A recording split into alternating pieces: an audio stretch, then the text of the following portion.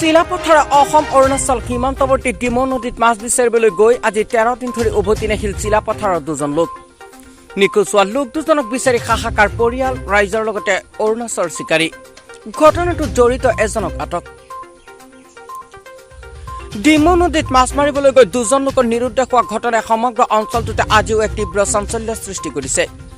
ঘটনাটো যিমানে পুৰণি হৈছে সিমানেই ৰহস্যৰ আৱৰ্তত সোমাইছে। ন তথ্য পোহৰলৈ অহাৰ সম্ভাৱনা। ঘটনাটো সংঘটিত হৈছে চিলাপথাৰ আৰক্ষী থানাৰ অন্তৰ্গত ডিমৌ চাৰিআলিত। সন্দেহৰ আৱৰ্তত থকা জিনুদ মিলি নামৰ লোকজন বৰ্তমান চিলাপথাৰ আৰক্ষীৰ জিম্মাত। ঘটনাটো যোৱা 8 অক্টোবৰত চিলাপথাৰ আৰক্ষী থানাৰ অন্তৰ্গত ডিমৌ চাৰিআলিত জিনুদ মিলিৰ লগত গৈছিল একেখন গাঁৱৰে মহেন্দ্ৰ পাংগিং আৰু প্ৰফুল্ল জৈন। অসম অৰুণাচল প্ৰদেশৰ সীমান্তৱৰ্তী ডিমৌ নদীত যোৱা 8 অক্টোবৰত মাছ মাৰিবলৈ বুলি ঘৰৰ পৰা ওলাই গৈছিল 3জনকৈ লোক।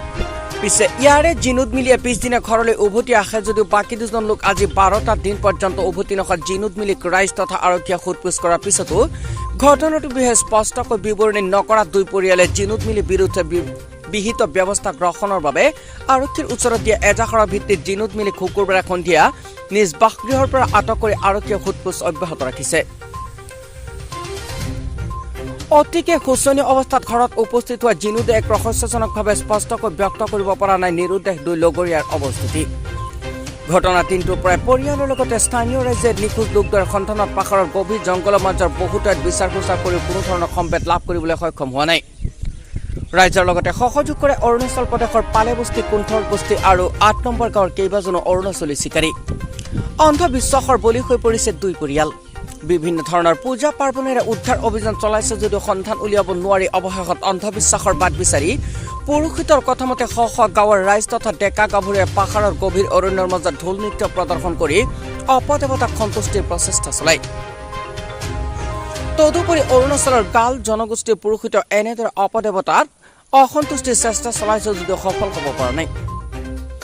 ৰহস্যজনকভাৱে ঘটনাটোত জড়িত জিনুদ মিলিক শুকুৰবাৰে আৰক্ষীয়ে সোধপোছৰ বাবে আটক কৰি তদন্ত আৰম্ভ কৰিছে। তদন্তৰ শেষত কেনে ফলাফল উলিয়াই সেয়াই লক্ষণীয় হ'ব। ন্যায় শাস্তি আমাৰ যোনজন নিৰ্দেশ হৈছে এই দুজনৰ ন্যায় পাব লাগে, লগতে যোনজন দুখী তাক শাস্তি দিব লাগে বুলি আমাৰ ৰাইজেও বিচাৰিছে আৰু আমাৰ পৰিয়ালবৰ্গও বিচাৰিছোঁ। যোৱা অক্টোবৰ মাহৰ 8 তাৰিখ মঙলবাৰ আমাৰ গাঁৱৰ 3জন লোক ক্ৰমে মহেন্দ্ৰ পাংগিং, প্ৰফুল্ল জৈন আৰু জিনুদ মিলি নামৰ 3জন লোকে মাছ মাৰিবলৈ গৈ নেক্সট দিনা 9 তাৰিখে এজন জিনুদ মিলিয়ে তাৰপৰা ঘূৰি আহে, বাকী দুজন তাতেই নিখোজ হৈ থাকিল, মানে নিৰুদ্দেশ হৈ আছে আজি তাৰিখলৈকে।